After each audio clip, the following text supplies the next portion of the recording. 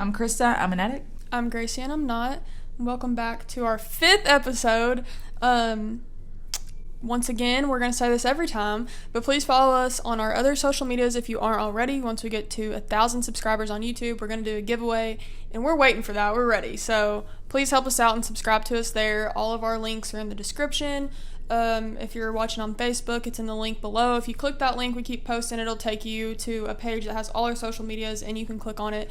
If you're watching on YouTube, it's in the description, and if you're listening to Apple Podcasts, you can find us at K Squared.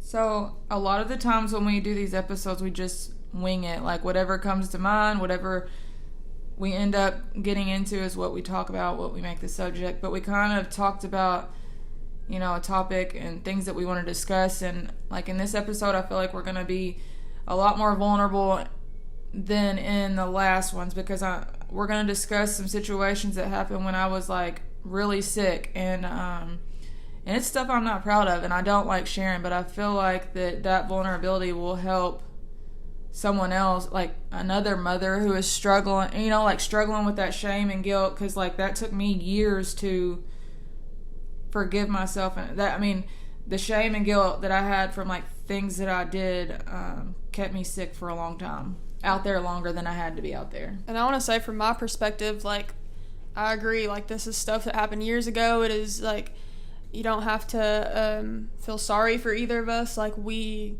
have forgiven each other and moved on from anything we talk about in general. Like, it's stuff that has happened and it's made us into who we are. So yeah. And I think that's why we can so easily discuss these things together, because like we've healed from a lot of things. There's still stuff that we haven't like discussed, and but a lot of this stuff that we've already worked through, and that's why we're able to share it. When I was in addiction, I tried to hide,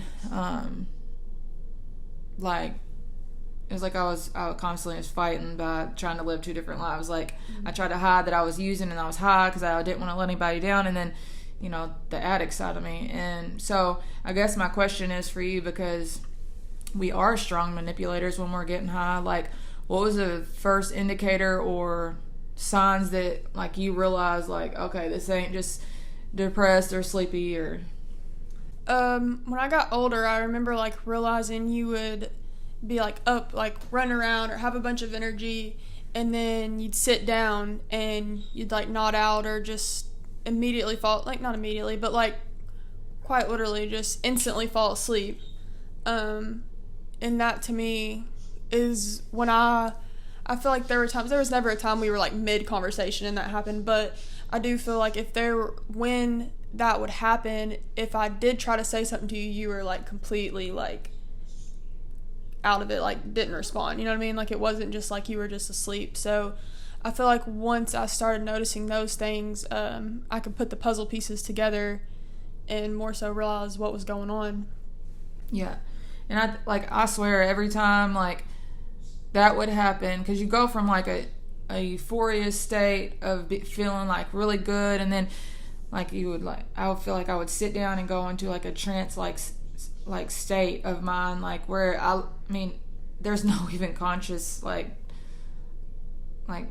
yeah, it's just you're out, and I feel like even like from an outside perspective, you could see that exactly through you, because you'd be there, and like even if like you were on your phone or something, that's a good example. Like if you were on your phone scrolling, you'd be like very like concentrated on your phone, almost like you were in like a trance like state, and then all of a sudden you'd just be like asleep. And I know that every time like someone would call me out or be like, Krista, like I would immediately be like, what? Every time I would get like mad or be like, my go-to was my sinuses are messed up. Like that's a good, like that's a awful, I'm just tired or just wore out when you just did 5 loads of laundry, but now you're, never did I do 5 loads of laundry. Yeah, but that is there anything else that you experienced? I remember one time we were at one of your friends' house, and we had stayed there kind of late. I think they had like a bonfire or something. I don't really remember, but you're like very like persistent on me driving home, And so I drove home, and we get home, and it was like later at night, obviously, like we were there for bonfire or whatever. And we get home and we go upstairs, and like I went straight to bed. And I remember you staying downstairs, and like the baby was upstairs with me. And I remember like I fell asleep, and I think I'd woke up at like 12 o'clock, and you still weren't upstairs. And I kind of like thought that was weird or whatever, but I didn't really think much of it. I fell back asleep. And so this was the night of like a time change. So I think the time changes at like 2 o'clock. I want to say, I don't know, but we'll use 2 o'clock for this. But anyways, so then I remember I had woke up at like 2 o'clock, because I think it was like 2 hours later, and you still weren't upstairs. And I remember like being like scared or whatever, because I was like, where is she? Like, is she just not here? Did she leave? And I feel like at this point in your addiction, I kind of knew what was going on. It's making me upset. Oh, do you want me to not talk about it? I'll just go ahead. Are you sure? Yeah. Yeah, talk about it. Are you sure? Yes. I won't if you don't want to. No, it's fine. I mean, I feel like that's stuff that... It made me cry. Like, I know I did all that stuff, but when, you know, like, you hear it Yeah. from somebody else's point of view, it's just... Do you want to talk about something else? Oh, it's fine. Are you It's, sure? it's fine. I mean, that's really what, you know, this is feelings that we go through. I just, like, I know all of those things that I did. Like, that's the thing. Like, I know all of those things. Those things are, like, stored in the back of my mind. And then, like, when it's brought up, like, all those feelings come back of, like, I feel like I've worked through a lot of shame and stuff. But, like, I don't know. You repress stuff, or I repress stuff so well that it's just hard to hear that I did stuff, like, because I know what you're getting ready to say, so, you know what I mean? But share it. Well, it doesn't bother me, so I hope you know. Okay. And I'm grateful that those things happened, because look at where you are today. Right. And me. Okay. This was, like, I feel like in the point, like, from my point of view, where I was, like, in denial. Like, I knew what was going on, but I didn't. And so then I remember, like, falling back asleep, but being, like, really concerned. And then I woke up again, like, an hour later to the baby crying. And, you still weren't upstairs, and I was scared. I was scared to go downstairs, because I didn't know how I was going to find you. And I remember that being, like, almost like a reality check for me, I think, to realize, like, what was going on, because I remember being terrified to, like, I mean, I was terrified to go downstairs, you know. I didn't know what I was going to walk into, and I didn't know what to do, because I didn't know, like, obviously in the back of it, in my, like, my head was saying, like, you have to go downstairs, you know, because the baby needed to eat, but I didn't know what to do. I remember that, like, that time, and at that time I was abusing methadone, like, really bad, and that, out of all the drugs that I've done, like, methadone had, like, even though that's used as, like, a maintenance, you know, treatment, like, I wasn't using it that way. I was, like, doing a lot of it, buying it off the street, and,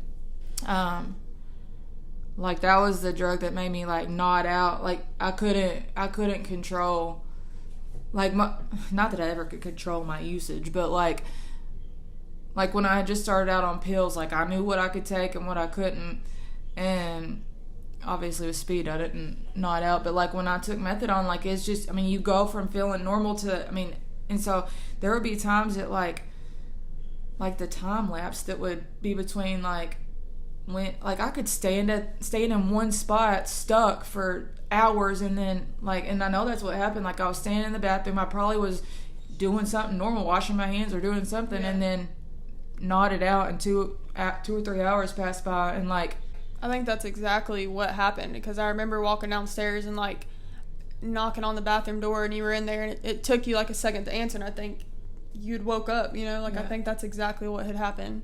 Yeah. And that's scary, because that's so close to, I mean, just being, when I would be on methadone, like, there were so many times that I would come to or whatever, and, like, my lips would be blue, like, I was losing oxygen, like, I mean, it's terrifying. So I've always been on, like, that end of it, and it wasn't till, like, a few months before I got clean this time, like I was asleep and they came in there and got me and was like, you need to come outside. This girl is in the car. Pretty sure she's overdosing. So I go out there, and the guy that was driving said he had already gave her 2 things of Narcan up her nose.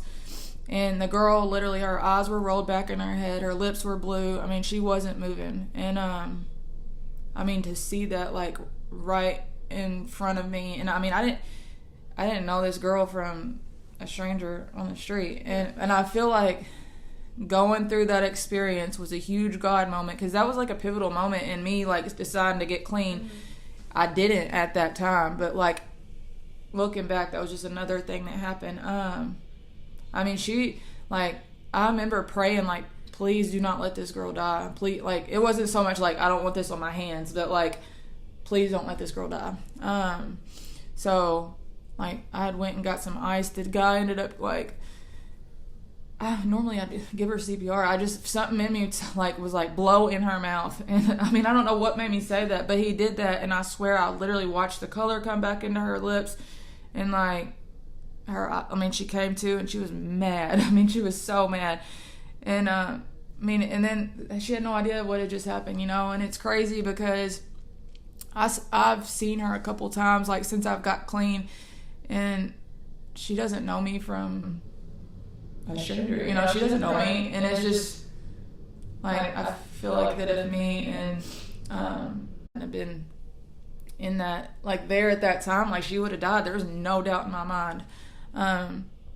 But it's just crazy how, like, your life crosses paths with somebody. Like, how many people have I crossed paths with that have literally saved my life and I have no idea? Because, right, yeah, like, I see her out and she's still, like, she doesn't even know who you are. No, and she's in active addiction, and it just breaks my heart because, like, I know what addiction has, like, what it took her to. So I pray. I don't even know that girl, and I pray for her, like, all the time, because, like, the stuff that's out there now is just taking people's lives left and right. So that was a huge eye opener. But you know what the crazy thing is like, I went straight from that, because like I said, I was asleep. I hadn't used for the day. As soon as I did that, I went straight inside and got high, like, because I just wanted to be well. Yeah. So, I mean, I see this girl about to die and then go and do the same thing. Like, it's just, that's the insanity of, like, the grips that addiction can have on you. Oh, and another incident that, since I've been clean, was a guy that briefly worked at the same place I did, like, was out in the parking lot and had earlier on taken what he thought was a certain kind of pill. And, like, we had went out on break, and I looked over and I had recognized, like, all the signs of like an opiate overdose. And so I told him that somebody needs to call somebody right now. Long story short, it ended up being what he had taken was really laced with fentanyl. And I mean, that's the problem with, like, today's world, and, like, especially, like, people that are my age and, like, younger generations. It's so scary that they don't think of the drugs they're doing, especially, like, kids who are just, like, using drugs for, like, recreational use, or, like, because it's fun and they're in college, whatever. They don't think about that it could be laced, or even pills that they think that could be pressed and have fentanyl in it. Like, they don't think of that'll kill them, you know? They just think about having a fun night at a party. And when I was younger, none of that crossed my mind either. Like, you know, if, like, somebody had a pill at a party or whatever, I mean, I would do it without even questioning where it came from. And now, like, as an adult, like, how many hands did that pass through? Or, like, you know, like, you have no idea what you're getting. Like, I guess, like, looking back, like, when I was in college and stuff, like, the dangerous situations that I got myself in by just trusting people that don't even care about me. Like, yeah. That's the thing. Like they're just trying to make $1, and you have no idea what you're getting. Right. And it's just worse now. I mean, for sure. And that's another reason why, like, another incentive on staying clean is, like, just, not that drugs are ever good, but, like, drugs are not drugs anymore. I can say that from, like, you know, 10, 12 years ago when I first started using drugs to, like, this last time. Like, it is not, like, all the cutting agents and everything that they're putting in it is just, it's not the same. Like, people are losing their mind. They're doing a shot that they never come back from. Like, so many people that I have met that 5 years ago or a year ago, I'm so grateful that didn't happen to me, because I've seen people that just are not ever coming back from they had. We've talked about things like broadly, but like hearing you talk about a specific event that, and the effect that it had on you, like you saying you were like, I just don't even, like, I still don't even comprehend like the effects that my addiction had on my family, and it's just hard to hear. You know, I need to hear it, but it's hard to hear. So in the beginning, we talked, I talked about that, we've healed from this stuff, but then I got emotional over something, but the thing is, like, I still have moments of feeling guilty, and like shame kept me out in active addiction. And like I read somewhere one time that it said, like, guilt says I feel like a bad mother, but shame says I am a bad mother. Like, that was the difference. That was kind of like a turning point in how to feel my emotions. Like, just because I'm feeling guilt doesn't mean I am those things. Yes. But so like when you were speaking on that stuff, like I felt some of those feelings came out of guilt, but like I can take a second and realize that like that's not who I am. So that shame doesn't consume me now. But anyways, if anybody out there who's watching, if you have any questions for us, we would love to answer them, like on here, or any topics you want us to discuss. If you are a family member of an addict and there's something you want our opinions on, we would love to talk about that. We are always open to more suggestions on what to talk about, because sometimes it takes us days to figure out one little thing we're going to talk about. We are also open to any feedback you guys have. We've had a ton of support, but we would love more feedback on what you guys like, what you don't like. It's not going to hurt our feelings. We want to know and how to make it best for people watching and listening. So we appreciate your support, like always. Don't forget to follow us on all of our other social medias. And thank you. Catch you next time.